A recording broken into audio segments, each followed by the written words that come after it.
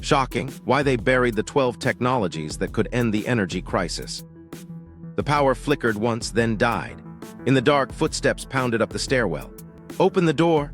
The inventor's camera caught the last seconds. A humming prototype, a hand slamming the kill switch, a lab bench swept clean. Agents boxed the core, pulled the breaker to the building, and left. 12 technologies, ancient and modern, could cut the cord from scarcity, and somehow, again, they vanished. Here's the part that doesn't add up. This isn't legend. Across centuries, the same pattern repeats. Discovery, leverage, muzzle. To see it, we rewind not to conspiracy forums, but to the stones, the light, and the water they carried. Get this, by the 1-minute mark, you'll have the frame that holds the story. First, the ancient power stack. 5 systems that use stone geometry, tuned light, and hydraulics to produce control of heat, of timing, of surplus. Second, the 194's 200 Suppression Engine. The legal and corporate machinery that decides which patents breathe and which are filed under national security, indefinite. Third, the Gatekeeper network. The interests that profit when energy remains scarce, centralized, and metered. Our spine is 12 technologies. The ancient stack, hydraulic cooling grids, solstice-locked solar corridors, resonance-assisted stoneworking hypotheses flagged clearly as hypotheses, eclipse calendars as social power, and gravity-fed pressure systems. The modern stack, solid-state thermal storage, industrial heat pumps, supercavitation concepts for turbines, high-density ultracapacitors, and bioelectrochemical fuel cells. The hybrid stack, atmospheric water-to-energy pairings using solar plus condensation microgrids, and modular geothermal retrofits in abandoned wells. Why it matters now? Because energy poverty isn't abstract. Grids are aging, outages rise, and the list of energy-adjacent patents under secrecy orders keeps growing. Meanwhile, archaeology keeps leaking proof by pattern. Cities that regulated climate without fossil fuels, chambers that captured light with millimeter precision, waterworks that stabilized harvests over centuries. What nobody knew at the time, these weren't rituals alone. Ritual built legitimacy around infrastructure. The utility hid inside the sacred. We'll plant a few open loops you'll want to keep an eye on. There's a law, Section 181 of the Invention Secrecy Act, that can freeze a patent on the grounds of national security. There's a temple that mapped the sun so precisely it turned the year into a switch. There's a modern lab note that vanished after a prototype demo ended in a blackout. We'll follow those threads. To understand the burying, we need to go back, way back to a power system hiding in plain sight. This should be ancient history, right? Not even close. What we find explains why modern blackouts don't feel accidental, they feel designed. Ancient Tech 1 to 3, stone, light, and water. Start at Giza, where myth likes to outrun measurement. Here's the sober lane. Set aside the popular power plant claims and hydrogen maser ideas. Focus on what's measurable. The blocks align with true north to a fraction of a degree. Internal passages exhibit notable acoustic behaviors, stone volumes shaped in ways that produce predictable effects in tests.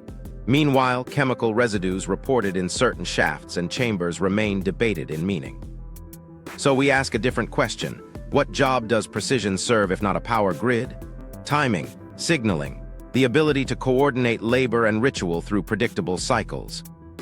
What nobody knew at the time was how effective that looks over decades. A society that can lock architecture to the sky can lock the calendar to resources, harvests, taxes, stone deliveries, by design.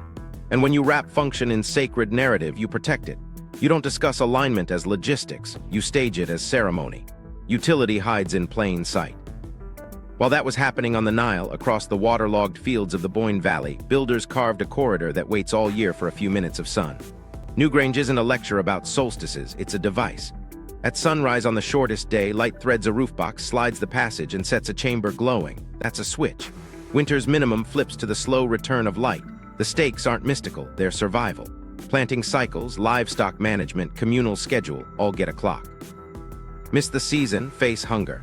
A stone tunnel becomes a regulator of human time, far more persuasive than a shouted decree. You feel it in your bones when the chamber brightens and the crowd exhales. 3 days earlier, something else was happening. Engineers in Cambodia were drawing water where it wanted to go, not where it happened to be.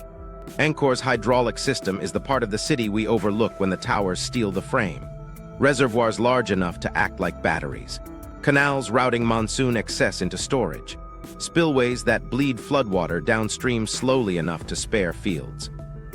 LiDAR scanning pulls the tangled network out of the forest and the pattern jumps. This isn't decoration, it's regulation. Water turns into a thermal tool. Move enough of it and you cool air, feed rice, and buffer drought. A city becomes a climate manager. Here's where it gets crazy practical. Walk through a stone corridor just before sunrise. Cool air collects low, warm airlifts and pressure changes run like breath through the passage. In dense masonry, that breath stabilizes interiors the way thick adobe moderates heat swings. Now scale the idea. Angkor's channels don't just feed patties, they shape temperature and humidity across neighborhoods.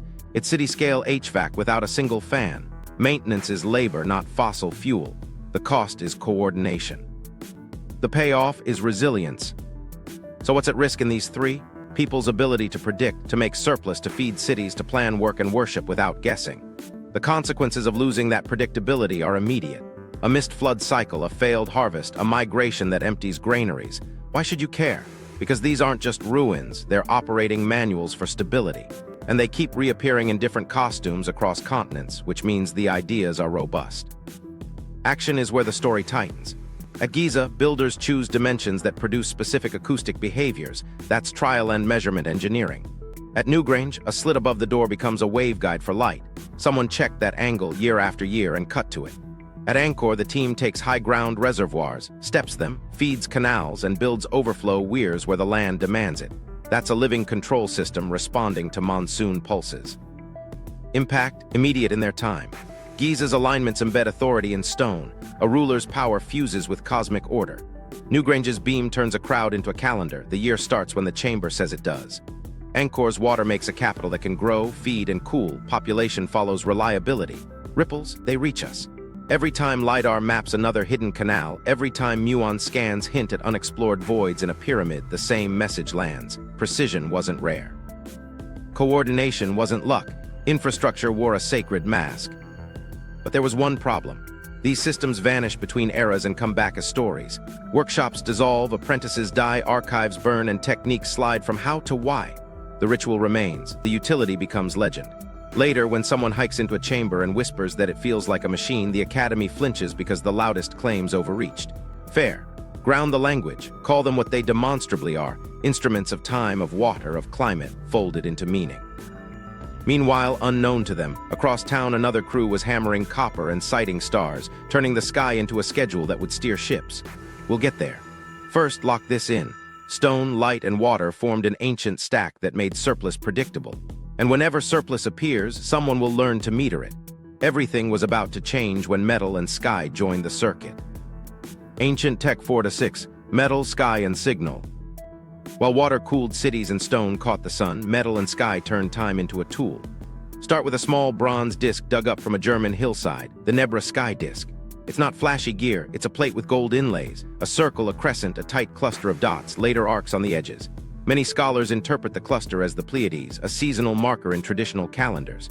The arcs, often read as horizon bands, angular limits for sunrise and sunset across the year. Stakes, timing equals energy. Plant too early, frost kills seed. Plant too late, the hungry season stretches. A village with a reliable sky signal outcompetes its neighbor. Action looked simple and relentless. Each year, observers tracked first and last visibility, then nudged sowing dates, grazing moves, and harvest festivals into sync.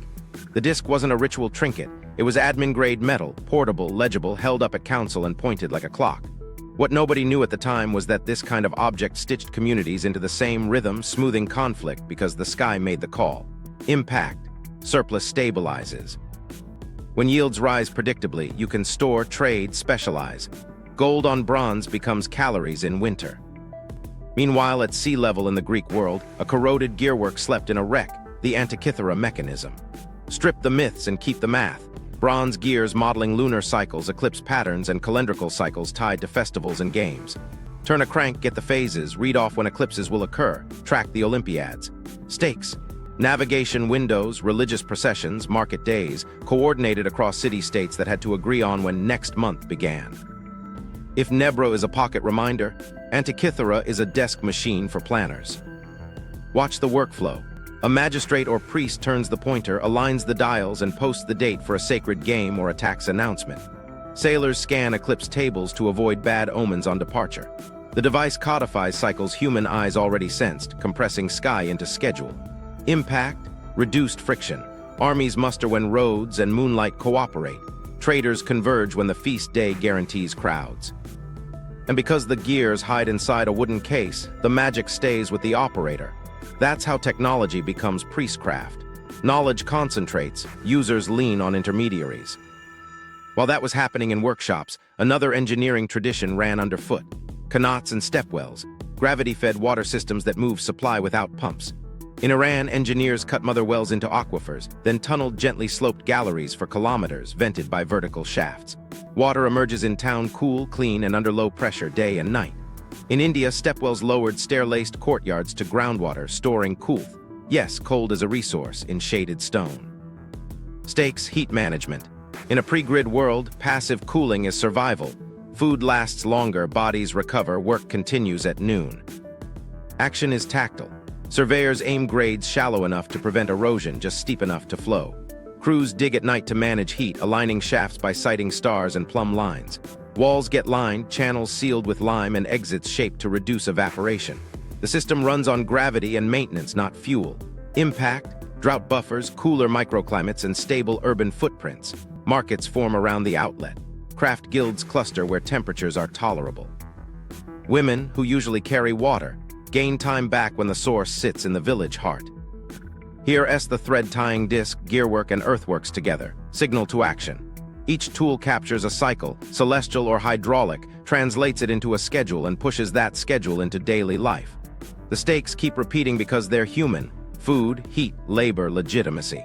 And every time signal turns into control, power follows. Not in a cartoon villain sense. In the quietly decisive way councils decide planting day, priests announce processions, and water masters open a gate on market morning. What nobody knew at the time was how fragile workshop lines are. The disk's knowledge could persist even if the metal vanished because elders remembered the Pleiades rule. The mechanism's knowledge depended on craftsmen who could cut fine teeth, lose the shop, lose the tool. Qanat maps lived in heads and clans, conquer a city, disrupt the maintenance, watch the galleries silt. That's the disappearance pattern. Tech embeds in institutions, institutions crack, the artifact remains, the instructions don't. But there was one problem that would haunt later centuries.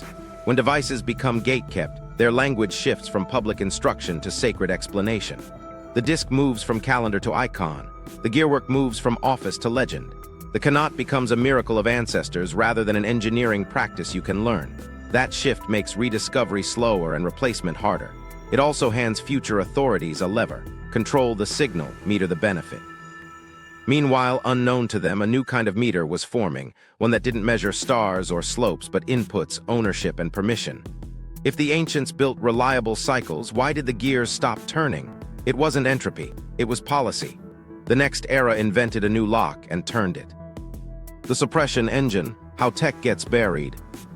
To see why the gears stopped, follow the paperwork. The pattern isn't mystical, it's mechanical. First, monopolize inputs, then control standards, classify threats. Finally, discredit the people who won't play along. It starts in the 189s and hardens through the 194s. 196 is when energy stopped being just a commodity and became a lever of statecraft. Monopolize inputs sounds abstract until you watch copper, coal, and oil consolidate. When a few trusts own the wire, the rail, and the wellhead, any device that bypasses those channels looks like a direct attack on the balance sheet. Meanwhile, utilities knit into regional cartels. Interconnection helps reliability, sure, but it also creates gate valves. You want access, meet the tariff. Meet the intertie rules, meet the terms that turn competitors into customers.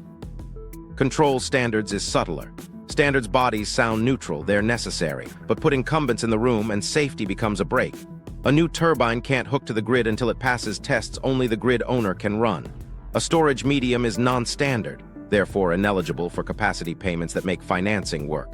Months turn into years, investors drift. The tech ages out without a single headline. Classify threats arrives with a statute number. Section 181 of the Invention Secrecy Act lets the government place a secrecy order on a patent application when disclosure might harm national security. The intent is understandable: missiles, cryptography, dual-use materials. But the list of flagged, energy-adjacent subject classes can be broad. Radiant energy converters, advanced thermionic devices, high-density storage chemistries with potential defense interest. The order arrives, the clock stops, you can't publish, you can't raise, you can't even talk except to the office that issued the gag. What nobody knew at the time was how sticky those orders become. They renew yearly quietly. The numbers don't scream, they simmer, thousands active in some years, a steady baseline that barely makes the news. When the veil finally lifts decades later, the market has moved on. The inventor's estate gets a polite letter. The window is gone. Discredit the people is the final, reliable move. If you can't block the circuit with a standard or a secrecy order, make the lab look unserious. Plant a narrative, it's fringe, it's unsafe, it's perpetual motion in a new suit. Find a failure because all prototypes fail and amplify it. Or better, tie the person to a myth you can swat. Free energy, ancient aliens, whatever makes a serious engineer stop returning calls. Funding dries, papers stall. The Whisper campaign does what a lawsuit couldn't. Here's a micro story that hurt to read. A mid-century engineer, quiet, methodical, files for a high-efficiency heat-to-electric converter. Not a miracle, just an incremental edge at scale.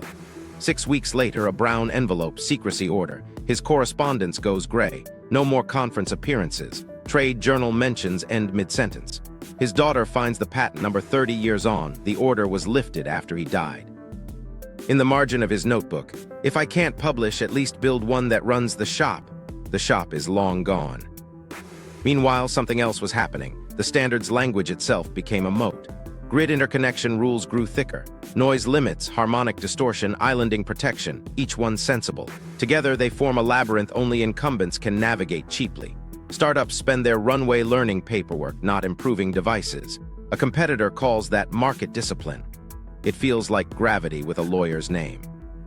What about the 1940s, 1960s consolidation? Utilities standardized on big thermal generation. Coal and later gas plants fit the financing models of the day, predictable, central, metered. Anything that doesn't slot into that template gets treated as an outlier. District energy considered a curiosity, waste heat capture framed as boutique, thermal storage waved off as not dispatchable. The result isn't a conspiracy. It's a spreadsheet that only recognizes one category of answer. But there was one problem. The secrecy machine built for bombs doesn't have a dial for nuance. Dual use became the catch-all. High energy density capacitors, useful for pulses, weapons, grid smoothing, so into the vault. Bioelectrochemical cells with defense interest, into the gray. Even heat pumps, the most boringly effective tech in the room, struggled to count as power in rules designed around combustion. Impact shows up as decades of delay compounding into dependence. Regions never build district-scale cooling because the first pilots die in permitting. Storage vendors miss capacity payments, so they can't scale to the price point that would win. Entire universities quietly steer PhD topics away from classified adjacent traps. The public story becomes, nothing works. The private file reads, not allowed to say if it did. Here's the stakes check. What's at risk is time, the one resource you can't replace. Every year a patent sits under order, an engineer retires without training a successor. Every standard that excludes a class of devices writes a ghost story for a town that might have had affordable heat. Every safety, op-ed ghost written by a lobbying shop buys another quarter for assets that should be stranded. So no, the gear didn't stop because people forgot how. The lock clicked because policy taught the market to prefer one shape of machine. And once a meter is on the wall, anything that threatens the meter will meet the gate. The 12 technologies, the list they don't want. 12 pieces, one spine. We're not chasing miracles, we're naming systems with plausible mechanics and a paper trail. 5 ancient, 5 modern, 2 hybrids. Each one threatens a meter. Each one leaves fingerprints. Ancient stack number 1, hydraulic cooling grids. Think Angkor's waterworks upgraded for dense cores. Stone, channels, shade, and mass moving heat the way a heat sink does. Stakes. Urban comfort without combustion. Action. Stacked reservoirs, night-flushed canals, courtyards that trap cool, markets positioned where air moves. Impact. Lower peak temperatures, steadier food storage, fewer deaths in heat waves. Meter threat, cooling without kilowatt hours. Number 2, solstice-locked solar corridors. Newgrange isn't unique, light-gated spaces show up across latitudes. The mechanism is geometry, roof apertures, and aligned passages that turn the sun into a switch. Stakes, calendar certainty, action. Builders fix planting and ritual to a physical moment. Impact, coordinated labor, farming, taxation, and migration cycles that don't drift. Meter threat, governance powered by sky, not by a clock you sell. Number 3, resonance-assisted stoneworking, clearly flagged as hypothesis. We stay careful, evidence, repeated acoustic behaviors in carved volumes, tools and polishing methods that suggest vibration mattered. Stakes, labor efficiency and precision. Action, tuning cavities to amplify hand tools and rhythm, not lasers in a tune. Impact, faster shaping, fewer fractures, tighter fits that stabilize interiors. Meter threat, a craft upgrade that scales with skill, not fuel. Number 4, eclipse calendars as social power.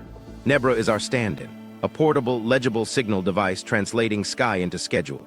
Stakes, agricultural timing and legitimacy. Action, councils hold metal up, sowing starts when the cluster returns. Impact, fewer famines, synchronized markets, less conflict over missed moons.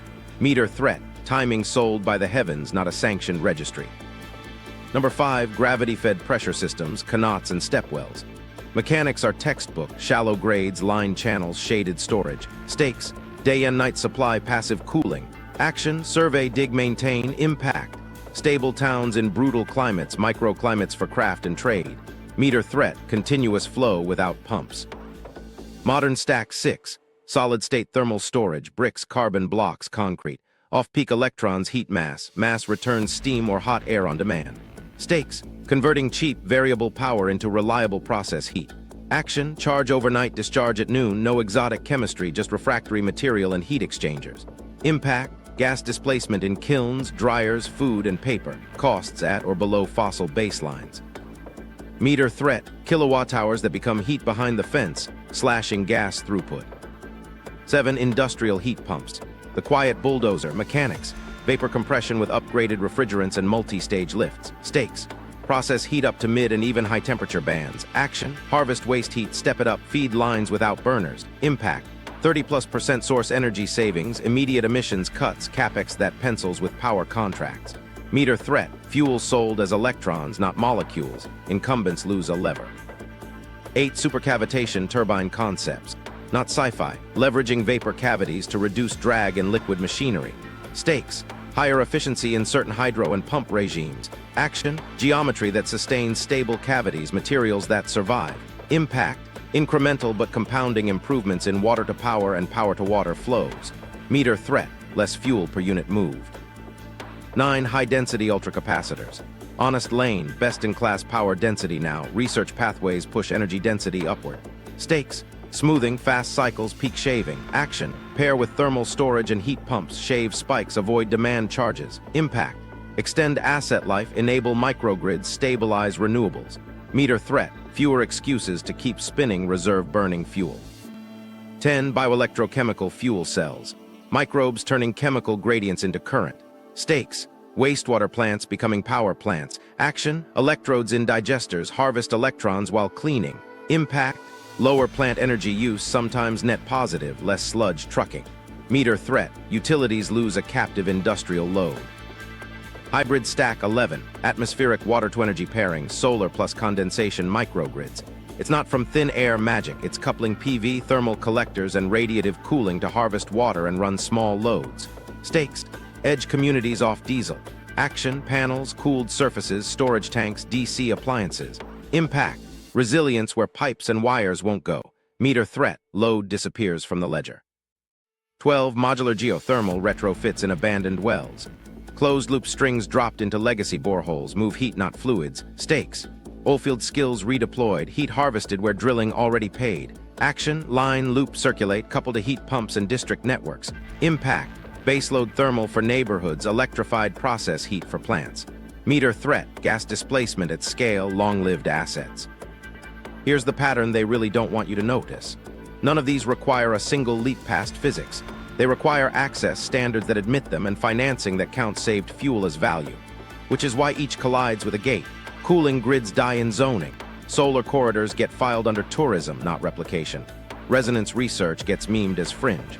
Eclipse calendars stay in museums, not city plans. Canots lose maintenance budgets. Thermal batteries miss capacity payments. Heat pumps get excluded from power markets. Cavitation sits unfunded as niche. Ultracaps are called not storage by rule books. Bioelectrochemistry is deemed not generation. Water-to-energy pilots get laughed out of procurement. Geothermal in wells stalls in permits written for hydrocarbons. One more pass on stakes. Each technology strips a revenue lever: peak tariffs, fuel throughput, maintenance contracts, intertie tolls. Each one relocates authority, from trading floors to shop floors, from utilities to water masters, from secretariats to councils with a disk. Impact, if unblocked: lower bills, steadier grids, cooler cities, cleaner plants, fewer trucks, local jobs. So when someone says nothing to see, check the meter. Then follow who gets paid when these 12 don't ship. The Tesla chapter, Wardenclyffe and the wire that vanished. So Wardenclyffe, here's where myth meets paperwork. What's factual? In 1901, Nikola Tesla secured backing from J.P. Morgan to build a global wireless communications hub on Long Island. The pitch wasn't free power for all. It was radio, transatlantic signaling and telephony, commercial, monetizable, competitive with Marconi. Morgan put in roughly $150,000. Stanford White designed the lab, and the 187-foot tower rose over Shoreham. That's the ground truth. A communications plant, not an official public utility, and absolutely not a proven world-scale power transmitter. The misunderstanding starts with ambition creep. Tesla never hid his larger dream: resonant Earth transmission, a magnifying transmitter, not just to send dots and dashes, but to propagate usable energy. That vision appears in his lectures and patents.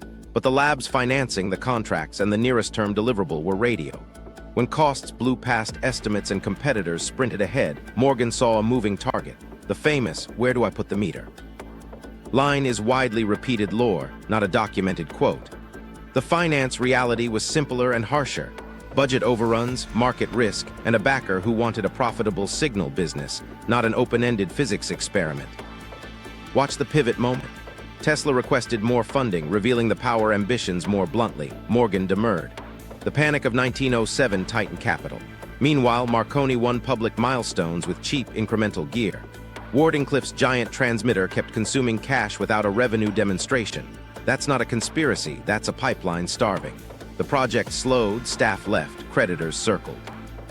In 1917, with wartime suspicion around tall coastal structures and debts mounting, the tower was dismantled for scrap.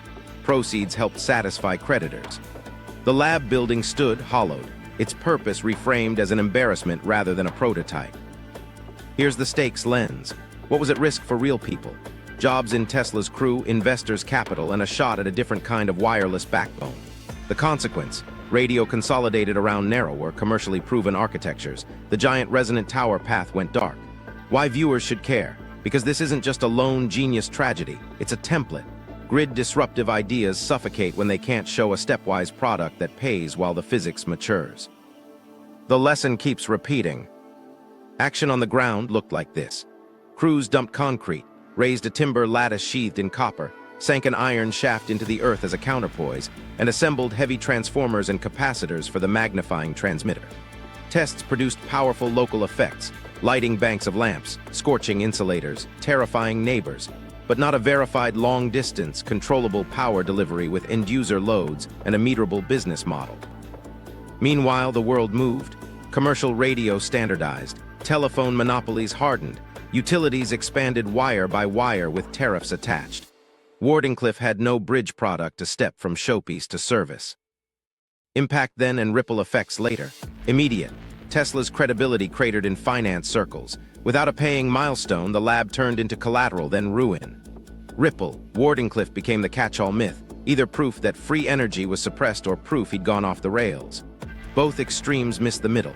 A serious experimental program overwhelmed by capital constraints, market timing, and a sponsor misaligned with the ultimate goal. It is exactly how grid-appending paths die, quietly on balance sheets, not in grand raids. What nobody knew at the time was how the narrative would become a weapon. After the tower fell, stories polarized. Hagiography canonized Tesla as the prophet silenced by greed. Detractors painted Wardenclyffe as delusion. The effect was the same. Future funders learned to avoid anything that sounded like wireless power, even when modern versions meant tight-range inductive coupling or microwave beaming with sober constraints.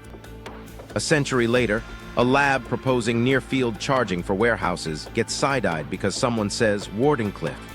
The myth makes technical nuance radioactive. Let's ground the physics for a second.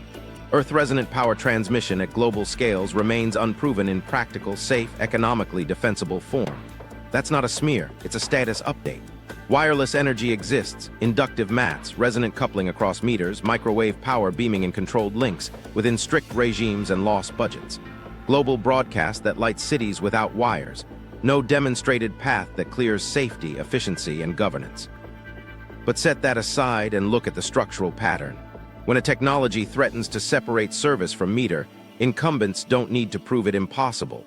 They only need to call it uneconomic and let the financing dry. Here's a micro-story that underlines the template. A young radio engineer visited Tesla's empty lab in the 192s. He asked a banker what happened. The market chose. Decades later, the engineer sat on a standards committee writing interconnection rules that demanded predictability from any device touching the network. His memory of Wardenclyffe: don't fund cathedrals, fund switches. That's how the blueprint propagates, quietly, through caution baked into standards. So was Wardenclyffe suppressed? Not with a midnight raid, more like a slow strangling by misaligned incentives. A backer expecting radio returns, a builder chasing physics glory, a market rewarding incrementalism, and a war that turned tall towers into liabilities. The result: paper files scattered, a landmark bulldozed, and a story sharpened into a parable. The template for starving grid-disruptive ideas wasn't born here, but Wardenclyffe gave it a dramatic mask. And yet the experiments didn't vanish. They reemerged in safer costumes. Phased arrays, directed energy tests, UAV power beaming trials, all boxed inside defense budgets and academic boundaries. The lesson sticks. If you can't meter the receiver, someone will ask where the meter goes. The answer, if you want survival, is simple and hard. Build the meter into the use case, show a path to payback, and never let the cathedral outrun the switch.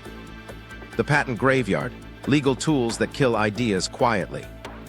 On paper, this is the most boring part of the story. In practice, it's decisive. We move from towers and turbines to clauses and codes, because a single paragraph of law can do what a wrecking crew can't. Section 181 of the Invention Secrecy Act sits at the center. It allows the government to order an application kept secret if publication might be detrimental to national security. Sounds reasonable. Then you see where the edges blur. Energy adjacent becomes defense adjacent.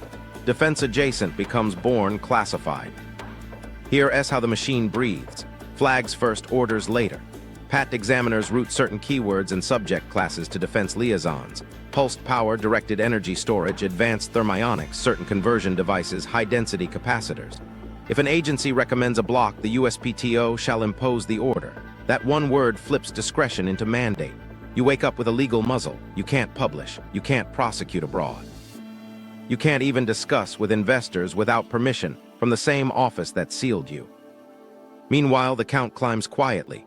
No splashy announcements, just a dashboard and obscure memos showing thousands under restriction at various times. Orders renew annually, sometimes for decades.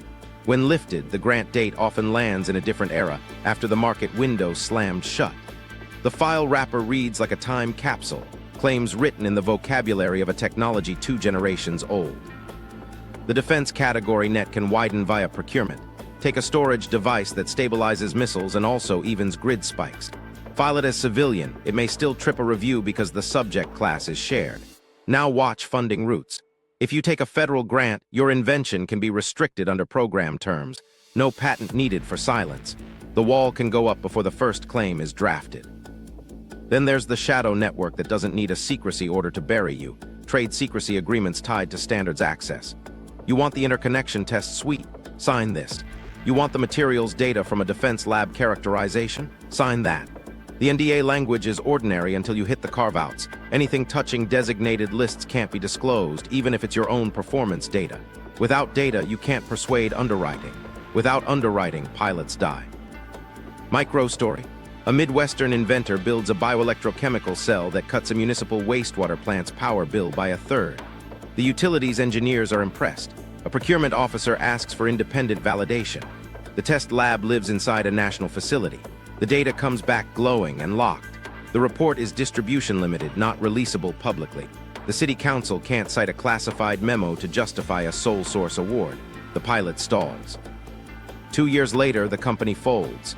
The patent eventually issues after an administrative delay. The plant signs a contract with a conventional supplier. Administrative delay is its own form of death. Every month in prosecution costs money. Continuations preserve claim scope but drain cash. Interferences and post-grant reviews draw you into long corridors with better-funded opponents. Combine that with an order or a defense review and the runway evaporates. Investors read the tea leaves. Great science, regulatory risk too high. Translation: the gate is closed, we won't test the lock. Dual-use language becomes the all-purpose solvent. A solid-state thermal battery might help electric armor and also decarbonize kilns, therefore it's sensitive. A cavitation design might reduce noise in submarines and raise pump efficiency in desalination, therefore restricted tests. Even heat pumps brush defense files when part of base electrification. Nobody is banning heat pumps. But the most interesting industrial configurations end up in slow lanes, where demonstrations that would unlock markets can't be shown without redactions. Numbers give this weight. The secrecy order inventory ebbs and flows year to year, but it never returns to zero. Historically, totals have reached several thousand active at a time. Dozens to hundreds can be imposed annually. Most are defense direct and appropriately so, but a share sits in the energy-adjacent gray. And those don't make the press release cycle where everyone can argue the merits. They just sit. Another micro story. A capacitor team hits a power density milestone useful for pulsed lasers and for utility-scale power smoothing. They file. A secrecy order arrives. The group negotiates a narrow window for internal demonstrations under supervision. The utility partner declines to host. We can't run a black box trial on public infrastructure. When the order lifts 12 years later, the field moved to different chemistries. The founders teach. Their slide decks show blank pages where the graphs should be. Legal tools multiply. Export controls complicate collaborative testing with foreign universities. A great lab becomes an unavailable lab because your prototype counts as a controlled item. March-in rights hang over federally funded IP, spooking buyers who fear later price mandates. Bayh-Dole is supposed to encourage commercialization. The combined weight of classification, risk, and compliance can invert that promise for certain energy tech. The press rarely covers non-disclosure precedents. Courts uphold secrecy orders. Judges defer to affidavits that can't be challenged on the merits because the evidence itself is sealed. That's not villainy, it's the logic of national security. But when the same frame catches inventions that could displace fuel sales, the chilling effect is complete. The safest path for a young engineer is to pivot to software, where export controls are clearer and classification is rarer. Impact lands as silence in the literature. Missing citations, gaps where a sensible replication should have followed. Students choosing topics that won't trap them. Regions waiting for pilots that never arrive. The graveyard isn't a field of broken machines. It's a library of ideas that never made it to the shelf. On paper, this is about secrecy. In practice, it's about time. The longer an idea sits under a lid, the more likely a rival path ossifies into code and capital, and the market writes history. Ideas that missed their window are labeled unworkable. The truth is quieter. They were unallowable when it mattered. Proof by pattern, archaeology's energy echoes. If you want proof that utility hid inside the sacred, follow the scanners. In Cambodia, when LiDAR stripped the forest off Angkor, the city didn't just get bigger, it gained a grid you could operate. Barrays the size of lakes stepped water down like a battery, canals feathered into neighborhoods, and spillways throttled floods into slow release. Engineers call it low-head control, residents just called it life. Heat softened near channels, humidity stabilized where shade and water met, and rice cycles sink to slack and surge. That's energy management by terrain, not turbines. Nobody knew at the time was how measurable that is today. Air temperature logs along old canal corridors run cooler at dusk, a passive delta born of mass, evapotranspiration, and moving water. In field surveys, households clustered along active ditches report fewer spoiled goods and longer working afternoons. The sacred causeways were also service roads. Priests described offerings at the water's edge. Water stewards read levels and opened gates. Ritual made the maintenance schedule public. While that pattern hides in plain sight in the tropics, a stone pyramid still mutters secrets in the desert. Recent muon imaging at the Great Pyramid mapped voids where textbooks drew blanks. No, that's not a laser tunnel. It's more interesting than that. Voids can be structural relievers, construction ramps, or sealed spaces with meaning. Whichever they are, they speak to planned cavities and mass management. Anyone who's tuned a masonry dome knows air in stone is a tool. Sound decouples, temperature lags, loads reroute. Call the chambers symbolic, the physics still works. Architecture modulated environment and perception at once. Across the ocean, a North American city that rarely makes the syllabus. Cahokia left earthworks that behave like thermal instruments. Broad plazas, mounds with layered fill, borrow pits turned ponds, each element shaped air movement and heat storage. Stand on Monk's Mound at sunset and feel the wind shear. That's a designed edge. Archaeologists modeling microclimates find that work areas placed leeward of elevations experienced fewer extreme heat hours. Markets sat where breeze lanes crossed. Logistics wasn't just roads, it was wind. The stakes in all three cases are identical to ours. Flatten peaks, make cycles predictable, and turn geography into a buffer. Action in their time looked like crews dredging feeder canals after flood, bricklayers rebuilding stepped faces that stabilized soil temperature, and officials tying rights to hydraulic chores, offerings before weir cleaning, processions on drawdown days. You can laugh at the costumes, but the schedule kept cities upright. Impact shows up twice. First, immediate, drought years that hurt but don't break, floods that spread without ripping canals open, food stored longer in shaded, ventilated spaces grounded by water. Second, memory. People teach their children where cool air sits at noon, which stairface shadows first, and when the river starts to talk in frogs. That's infrastructure as culture. When empires fall, stones remain, but so do habits. They're the reason techniques reappear hundreds of miles away with different gods. Here's the parallel action you don't see in the tour brochure.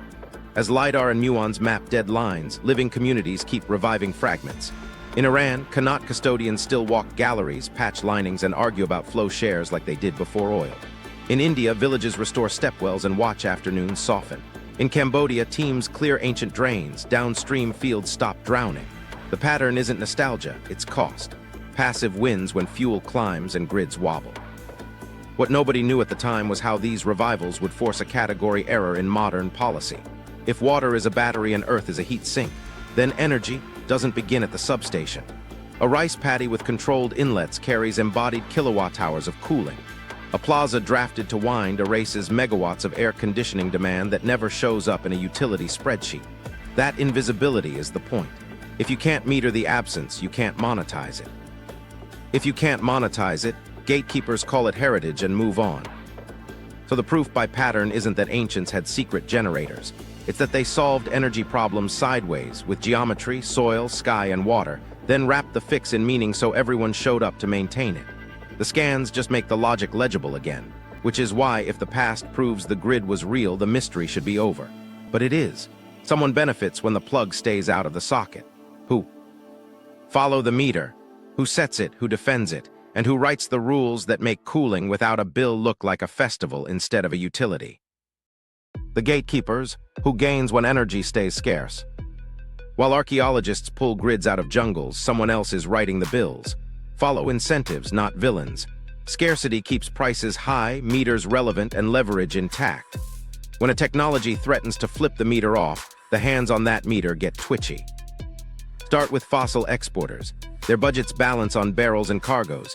Every district that swaps gas burners for industrial heat pumps or brick batteries shrinks demand at the margin. A 1% shift sounds small. In commodity markets, it moves nations. Ships idle longer. Futures soften. Sovereign debt calculations wobble. Scarcity props up national accounts. Abundance turns into budget holes and political risk. Grid incumbents live on throughput and predictability. Central plants push electrons. Networks collect tariffs. A factory that charges thermal storage at night and runs without midday megawatts looks like a missing customer, not a climate win. Multiply that across cement, food, paper, suddenly peak revenue disappears. Reliability arguments mask the math. Flattened demand weakens case for new central assets, strands old ones, and redirects investment to behind-the-fence kit incumbents don't own. Standards consortia keep order, and order can ossify. When committees dominated by legacy vendors define storage as electrochemical only, thermal batteries don't count for capacity payments. When interconnection rules assume generation must look like synchronous machines, bioelectrochemical cells or micro-cogeneration sit outside compensation schemes. No ban required, just definitions that never quite fit what's new. Finance writes the chorus line. Underwriters price risk by precedent. If the last 3 district energy pilots died in permitting, the 4th never gets a term sheet. If secrecy orders clip data from a promising storage chemistry, bankers don't see a pro forma that clears. Scarcity plus uncertainty equals carry trade in hydrocarbons and safe bets on retrofits to gas. It's not malice, it's yield. Now the geopolitical lever, the petrodollar. Hydrocarbon trade routes anchor alliances, stabilize currencies, and justify fleets guarding shipping lanes. A world that heats factories with electrons and bricks cares less about choke points. That's good for stability long-term, but short-term it threatens constituencies built around tankers, ports, and hedging desks. Scarcity makes those desks indispensable. Abundance turns them into history. Here's a micro story. A regional utility executive reads the industrial plan for a cluster of heat pumps, thermal storage, and on-site solar at a paper mill. The package cuts grid purchases by 40% and kills peak demand charges. He schedules lunch with the mill owner and praises innovation. 2 weeks later, a standards filing proposes a new, fair contribution fee for large customers with significant self-supply. The memo says it's about grid costs. Quietly, it's about preserving cash flows. Policy hands learn the same reflex. During an energy crunch, ministries prioritize stability over disruption. A memo circulates, defer approval of unconventional interconnections until after peak season. A quarter slips. The vendor misses financing milestones. By the time the ban lifts, the budget cycle moved on. Scarcity paid again. Media cadence helps the gate. Spectacular failures, one molten salt leak, one battery fire lead the nightly news. Quiet wins, 50 megawatt-hours of heat delivered on time for a year, don't click. Editors assign stories that match audience fear. Investors skim headlines, not datasets. The result is a memory that exaggerates risk and forgets routine success. Insurers throttle with a pen. Unfamiliar configurations go rated unknown. Premiums jump. Lenders bake the cost in. Projects slip below hurdle rates. Meanwhile, the gas hookup everyone understands slides through with a discount because loss models have decades of data. Scarcity benefits from actuarial inertia. Follow derivatives desks and you find another lock. Volatility in fuel creates profit windows for traders who hedge, arbitrage, and roll positions. A plant that runs on night-charged bricks collapses volatility exposure. The graph flattens, the desk's profit function does too. Suddenly, thought pieces argue that over-electrification risks resilience. The byline's neutral. The sponsor list less so. None of this requires a smoke-filled room. It only needs aligned interests nudging rules. Safety slows pilots. Cost allocation invents fees. Technology neutrality quietly excludes categories by how you define them. Thousands of micro-actions keep scarcity profitable. Impact innovation gets sanded into incremental. District cooling becomes a one-off demo. Geothermal in-wells waits for a permit rewrite. Bioelectrochemical cells become a curiosity. Heat pumps bulldoze anyway where economics overwhelm, but even they fight tariff designs that punish daytime loads while blocking night charging. Scarcity survives by shaping time. What nobody knew at the time was how fast the ground is shifting. Sovereign energy, local control of heat and power, is now national security in multiple regions. That flips ministries from delay to deploy under the same stability banner. And AI-accelerated materials compress development cycles, narrowing suppression windows. The old playbook still works, but cracks are showing. Quiet markets are moving anyway. The reemergence, the 5 techs they can't stop anymore. Momentum like this doesn't ask permission. It shows up on balance sheets, then in utility filings, then in layoffs at gas distributors who thought they had 10 safe years left. 5 technologies are breaking through the gate not because they're flashy, but because they pay today. Watch how each flips a lever. First, industrial heat pumps. Stakes. Process heat drives 2/3 of industry's energy use. Swap burners for compressors and you torch a fuel line that runs from pipelines to your factory door. Action. Engineers pull low-grade waste heat off condensers and flue stacks and lift it to 120, 160, 200 degrees C with multi-stage designs and modern refrigerants. They tie controls to existing plant rhythms. A paper mill that once bled steam now recycles it. A chemical line that burned gas for hot water shifts to electricity at night when prices sag. Impact. 30% source energy savings on the conservative cases, higher in well-matched systems. Emissions fall immediately. Maintenance shrinks from flame management to bearings and seals. The meter flips. Electrons replace molecules. The gate can't argue when the ledger smiles. Second, thermal storage bricks. Stakes. Cheap, variable electrons need somewhere to sleep.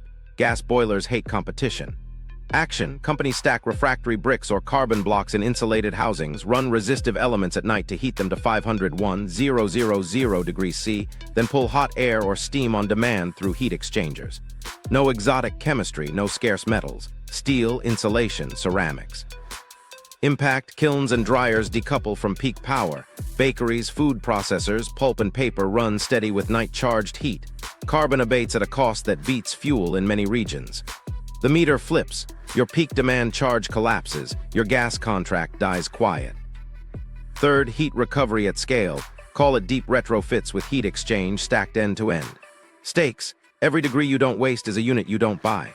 Action: audit the plant, map temperatures, and chain heat exchangers so the last warm stream preheats the next cold load. Pair with heat pumps to lift the final gap. Add smart valves and storage tanks to buffer cycles. Impact: 15 to 40% fuel cuts depending on the process. Chillers downsized. Boilers turned off for months. Paybacks measured in years, not decades. The gate can't price against found energy. Scarcity hates recovered heat. Fourth, closed-loop geothermal in abandoned wells. Stakes: oilfields leave behind a lattice of boreholes and skill. Heat waits at depth. Action: teams run U-tubes or coaxial strings down legacy wells, circulate working fluids in sealed loops, and harvest steady temperatures for district heating, industrial loads, or paired heat pumps. No frack, no fluid exchange. You're moving heat, not hydrocarbons. Impact: neighborhoods heat without gas. Breweries, greenhouses, and data centers anchor local loops. Oilfield crews keep working, just with different piping. The meter flips. A 20-year asset delivers flat thermal bills that undercut volatile fuel. Fifth, microgrids with bidirectional EVs at the edge. Stakes: the grid's softest points are the last miles. A storm cuts a feeder and everything blinks. Action: sites add rooftop solar, a thermal battery or two, a small electrochemical bank for fast response, and EV fleets that discharge at night or during outages. Controls keep frequency tight. Relays island cleanly. Interconnection agreements recognize non-export or limited export modes to comm utilities. Impact: supermarkets stay cold, clinics stay lit, warehouses ship on time, demand charges shrink under peak shaving, fleets get paid for services. The meter flips. The edge becomes a source, not a sink. Now the stakes for people. A factory manager who lived by gas spot prices signs a power purchase agreement tied to night rates and bricks. Cash flow steadies. A town that feared winter blackouts builds a geothermal loop feeding schools and apartments. Renters stop choosing between heat and groceries.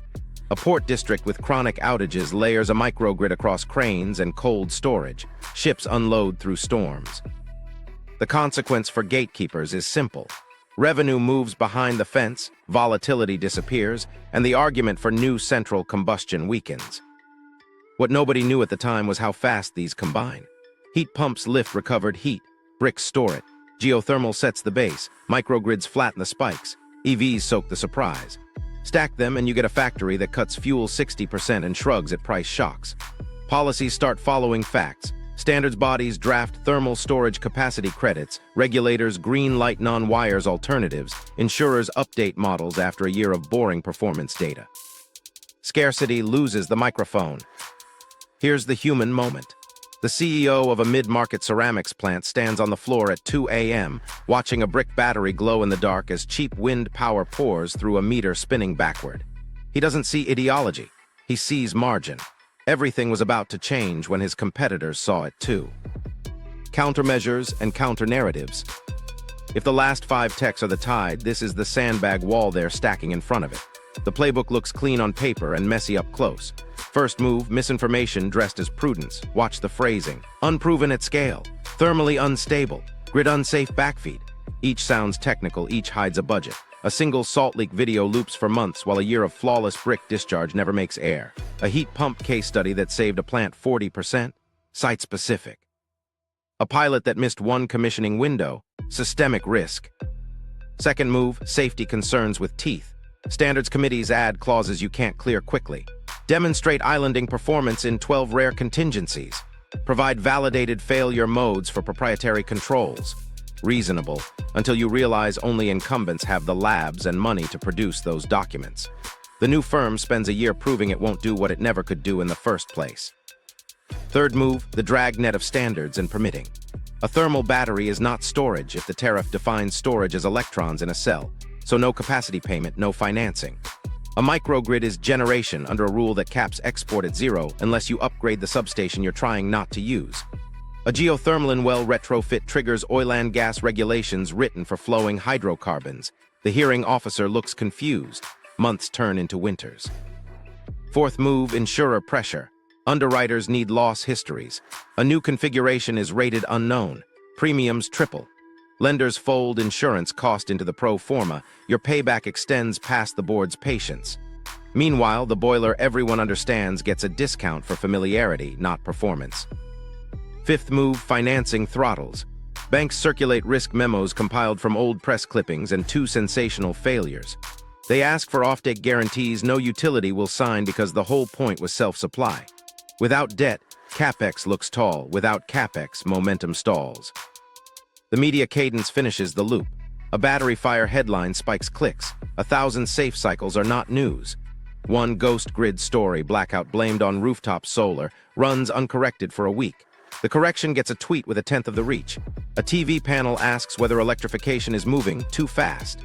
No one invites the warehouse manager whose bidirectional EV fleet kept vaccines cold during an outage.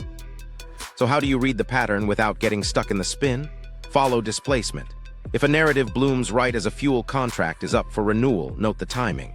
If a permitting delay aligns with a rate case that justifies a new gas peaker, mark the calendar.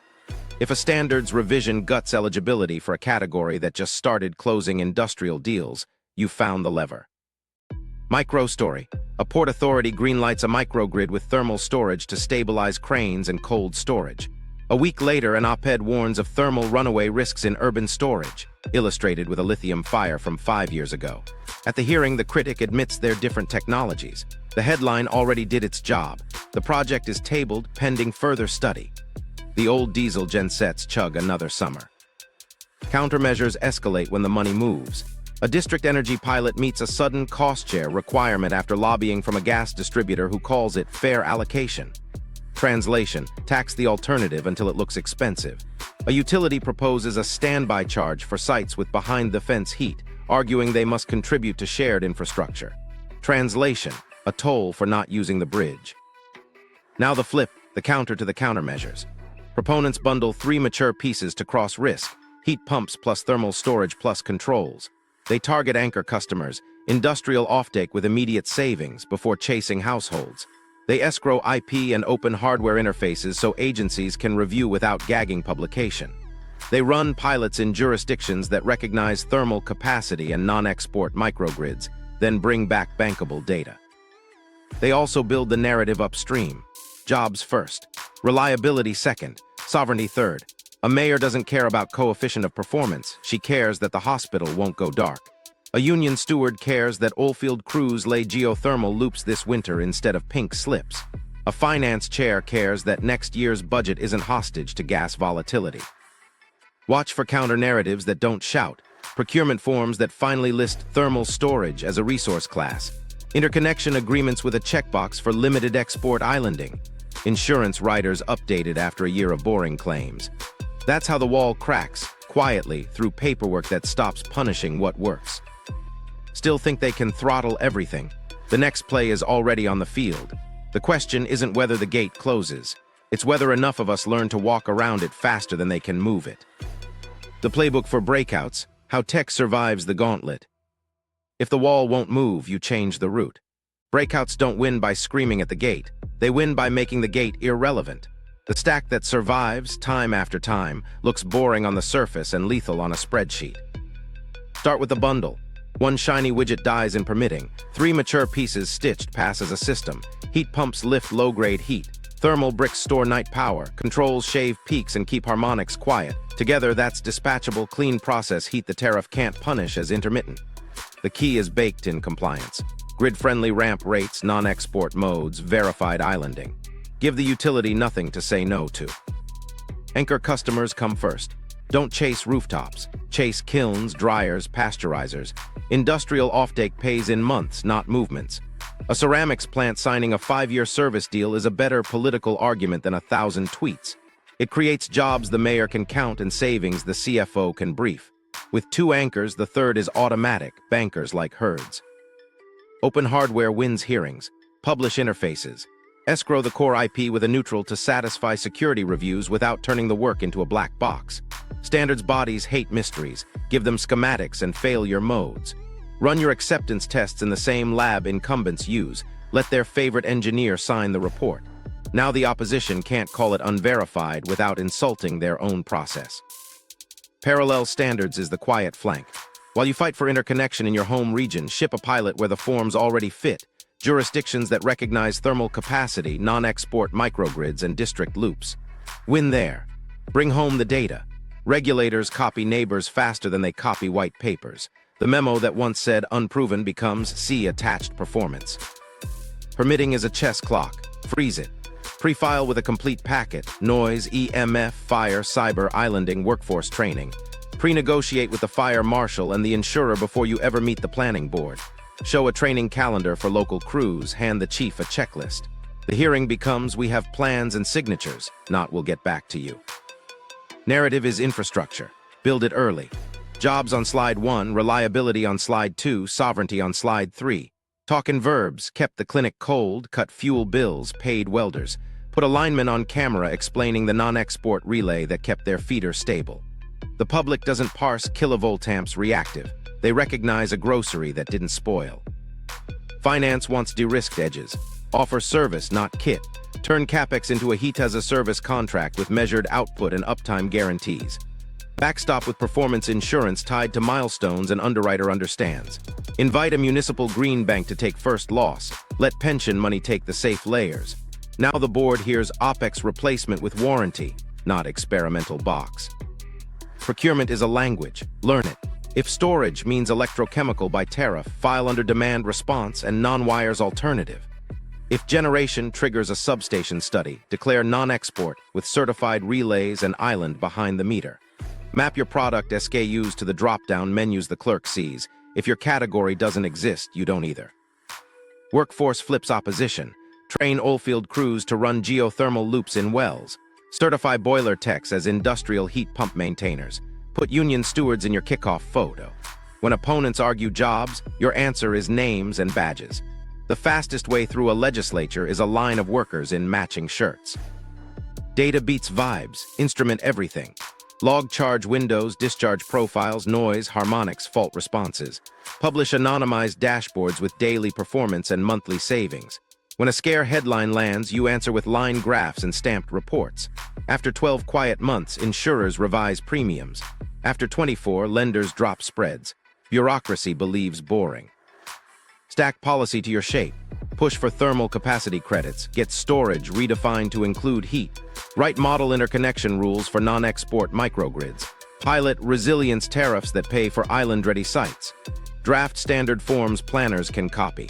The best advocacy is a template a clerk can paste. Finally, paste the reveal. Don't sell a revolution, sell a fix that fits. First plant single line, one shift. Second plant add storage. Third plant integrate a loop down the street. When the district shows up, it's already normal. By the time someone asks where the meter goes, they're holding a bill they like. Momentum doesn't argue, it invoices. The 12, re-ranked by survivability. We've got the map, now rank the paths that actually make it through the gauntlet. Survivability means 3 things. It pays quickly, it fits today's rules with minimal surgery, and it scales with parts and skills already on the shelf. Use that lens and the tiers sort themselves. Tier 1 now to 3 years. Industrial heat pumps top the stack. They hijack waste heat, lift it to useful temperatures, and swap gas for electrons without rebuilding a plant's soul.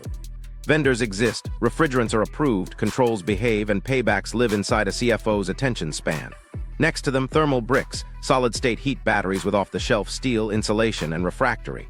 They eat night power, spit out steam, and shrug at supply chains. Microgrids with bidirectional EVs slot in because the controls are mature, utilities understand non-export, and fleets want paid downtime. Closed-loop geothermal in abandoned wells rounds out the tier. Oilfield crews can install it tomorrow. Permits need tweaks, not treatises, and district loads love flat heat. Tier 2, 3 to 7 years. Bioelectrochemical fuel cells move up as wastewater plants realize electrons and effluent can trade places. The science is sound. The hurdle is procurement and validation data, solvable with 2 or 3 public pilots and open reports. Ultracap hybrids sit here too, superb for power smoothing, less so for long energy, but when paired. False ending, the reveal that changes the stakes. On paper, you could end the story here, old locks, new workarounds, 5 techs punching through. But the part that changes the stakes is current, not historical. The secrecy machine we described, it never shut off. Secrecy orders can still be stamped on energy-adjacent patents. They renew quietly. They may lapse after long periods. And while one region loosens, another tightens. That's not rumor, it's routine. The difference now is that energy sovereignty isn't fringe. It's national security policy in multiple capitals. The same word, stability, now argues both sides. Meanwhile, the suppression window is shrinking. Materials discovery that once crawled now runs with AI co-pilots. Lab cycles that took quarters compress into weeks. A ceramic mix for thermal bricks iterates overnight. A compressor map for a heat pump gets tuned by software that learned from a decade of field data. Gatekeepers can still stall, but delays don't age like they used to. By the time a hold expires, 3 pilots have already shipped somewhere that didn't wait. Here's the twist nobody prepared for. The burial isn't mostly legal anymore. It's narrative. Attention is the new choke point. If the goal is to keep meters relevant, you don't have to confiscate a box, you just have to drown its results in competing noise. An op-ed cycle, a trending clip of a failure, a wave of 2 fast panels, each siphons oxygen from boring, bankable wins. The next raid won't happen in a lab, it'll happen in your feed. Watch the pattern. A district heat loop turns on in a mid-sized city and cuts bills 20%. It gets a local story. The same week, a viral thread warns that electrification will crash the grid during the next cold snap. The loop becomes a footnote. A port microgrid rides through a storm. Days later, a shiny demo elsewhere falters on commissioning and the clip loops globally. Momentum shifts to vibe, not math. What nobody knew at the time is that attention can be architected like a grid. You can island from noise. Instrument everything, publish dashboards, syndicate the boring graphs where procurement officers actually read. Put the plant manager, not the startup CEO, on camera explaining why the invoice shrank. Treat narrative like infrastructure, redundant paths, surge protection, and local control. Policy is pivoting under this pressure. A minister who last year said no experiments now signs a resilience tariff because the worst outage in a decade made sovereignty a ballot issue. Regulators add a line item for thermal capacity because the factory 3 towns overstayed hot when the gas main froze. Insurers update loss models after 12 months of no incidents. The same forms that once locked the gate begin to admit what works quietly, one checkbox at a time. But the counterplay adapts. Expect fair contribution fees to reappear with friendlier names. Expect standards to absorb new categories while adding tests that smell neutral and cost a fortune. Expect think pieces that praise decarbonization while arguing for balanced portfolios that just happen to fund another decade of combustion. This isn't a sprint, it's siege craft. So where does that leave you? Past the false ending. The story isn't whether hidden machines existed, it's whether the machines we have survived the next 6 quarters of spin. The lock updated. The key did too. The difference now is that the people writing checks, plant managers, school boards, port directors, care less about myth and more about invoices. If you want the plug in the socket, don't chase the spectacle. Own the schedule, own the data, and build the meter into the savings where the old meter can't follow. So here's what matters next, because the next raid won't be on a lab, it'll be on your attention. If energy is control, then buried tech is policy by other means, and policy shifts when invoices do. The gate holds only until the savings go public. Want the untold playbook, not the noise? Subscribe and share this with one person who signs purchase orders. Then watch our next deep dive on the hidden rules that decide which technologies count as storage. We'll keep leaking the manual, one proof